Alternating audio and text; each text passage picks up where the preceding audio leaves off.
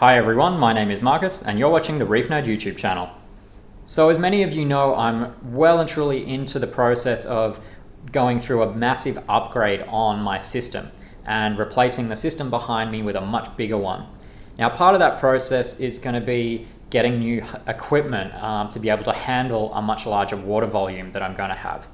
On my current tank, I'm running the mid-tier version of MaxSpec's turbine duo pump. I think it's the TD9 or TK9, something like that.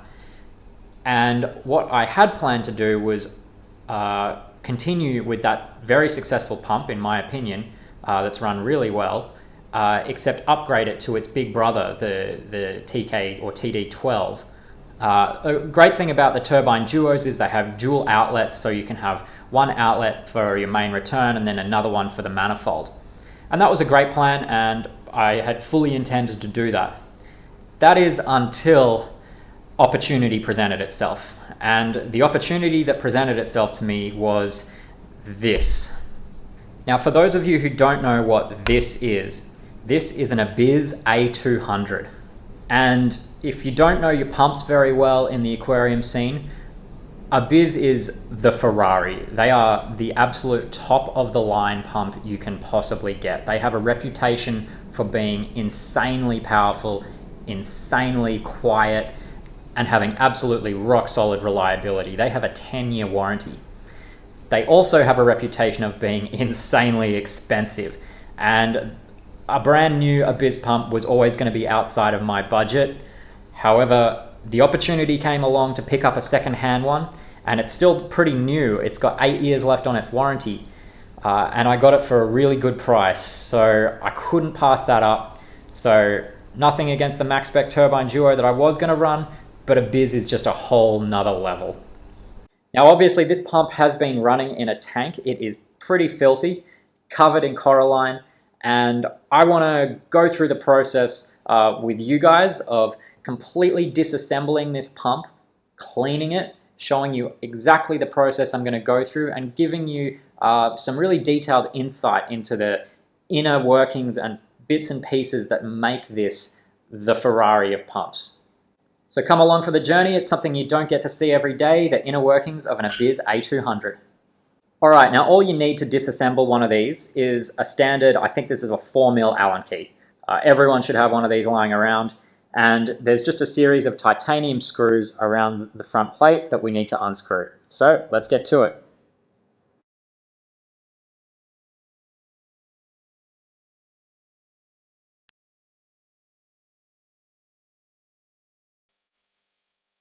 Now the back of the screws is held in place by these nuts, so just don't lose track of these as they fall off as you're unscrewing each bolt.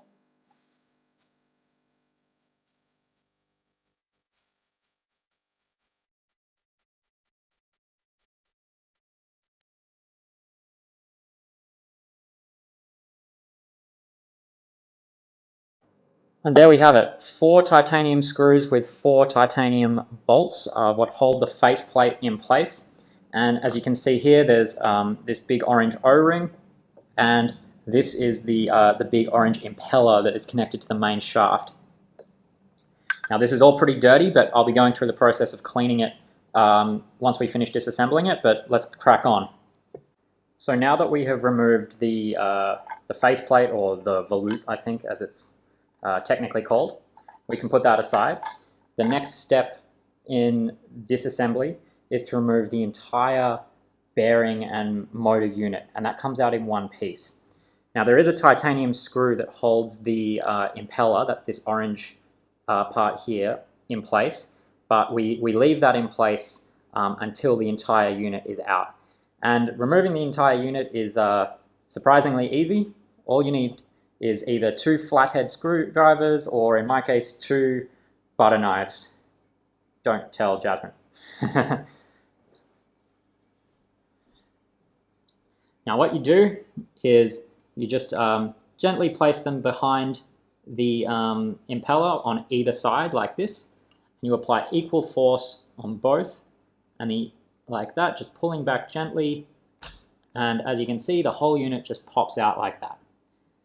It's important to apply equal force on both sides so that you're not twisting or putting uneven pressure on the whole unit. Now what we do is we're going to pull the whole unit straight out. Bear in mind there's strong magnets in here and there's a bearing on the back of the shaft. So what you don't want to do is pull it out part way and then let go and have the magnets punch it back in. That could damage the bearing on the back. So you want to have good grip on the impeller, this orange part, and just pull the whole unit out against the force of magnets. And they are strong magnets, that's for sure. There we go. And don't stop pulling until you have the whole thing. Now, as we can see, this is pretty dirty. I'm going to be cleaning it up. One thing to note, strong magnets on this. So all these parts is titanium magnetic. I'm not sure. I'm not going to find out right now. Move them away. These knives, move them away. These screwdrivers, this Allen key, anything at all that you have metal in the area that you might have been using to get to this point, put it far away. You do not want any metallic part going with force to this magnet. It could damage the shaft, or it could scratch the bearing, I think it's called. So just keep your metallics away from this unit. So what I'm going to do is I'm just going to put it right there. And that's it for disassembly.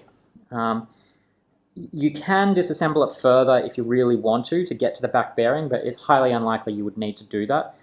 This is as disassembled as you need the unit for proper maintenance and cleaning. So from this point on, I'm going to put all these parts into a bucket, and we're going to be soaking it in a solution to dissolve all this calcium carbonate and organic matter that's sort of built up on the pump. And I know the traditional approach to doing that would be to use something like vinegar, and that's okay if you're probably using a cheap pump, but this is a very, very expensive pump, so I want to make sure that I'm using the very best product, and as per the best advice I've found online, citric acid is actually the best product for cleaning these kinds of pumps. I think it's more gentle on the rubber seals and the plastics, while still dissolving calcium carbonate, coralline algae, and all the organics.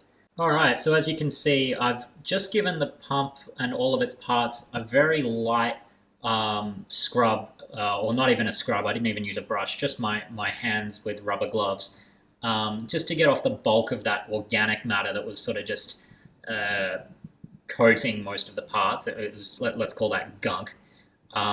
Everything that's left on it now is like harder calcium carbonate deposits and coralline and stuff like that. And to remove that easily, as I said before, we're going to be using citric acid.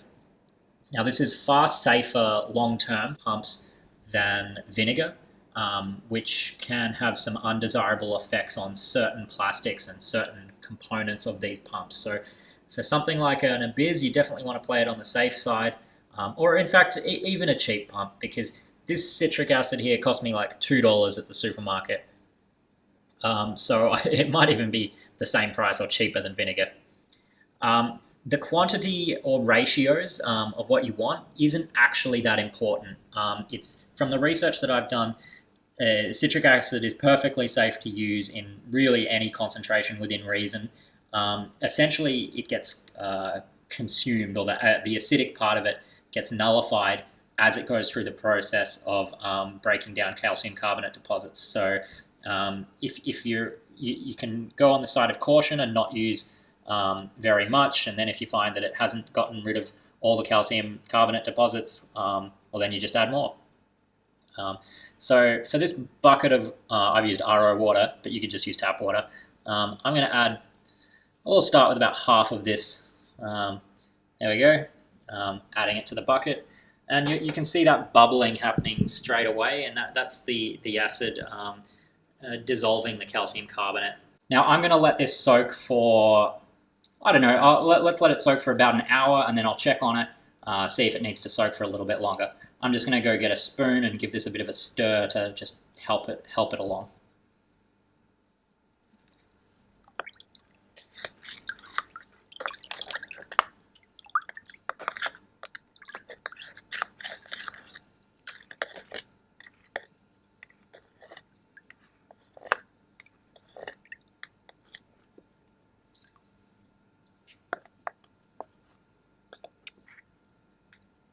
In fact, you can already see some of that heavy coralline deposit just melting away off this piece. It's really effective. So I'm guessing that an hour is going to be more than enough for this, but yeah, we'll see. All right, so it's been about maybe 2 hours, and as you can see, just especially on that volute section, there's already a heap less visible purple. A lot of that coralline has dissolved, and all the calcium deposits on the pump will have dissolved. So what I'm going to do now is just take out this bucket and drain out all of the water, and then just give everything a light scrub in the sink, and the remaining deposits on the equipment should come off super easily, and it should be looking brand new. So yeah, I'll show you what it looks like once I get the pieces clean and dry. Okay, so fully reassembled, you can see that this pump is now looking absolutely immaculate, essentially good as new. I'm really happy with the way the citric acid cleaned up the pump and brought everything back to, basically factory condition. Reassembly is super easy. You just do everything in the reverse as to how you took it together. Just be careful with reseating the impeller to have a good grip on it, because that magnet will really take hold as you get close. And then you can see that these titanium bolts just fit right into their slots and grooves there. So it's really simple to put back together with just the Allen key. I'll be doing performance testing on this pump once I'm ready to plumb it into the new tank. And so yeah, I'm excited to show you just how powerful these things are. But yeah, I hope you found this video helpful. Just a bit of an overview on disassembling and cleaning this pump, which, as you know, is one of the best on the market. So really excited to share it with you. But yeah, that's all for today. Hope you found this video helpful. My name is Marcus, and you've been watching the Reef Nerd YouTube channel. Bye for now.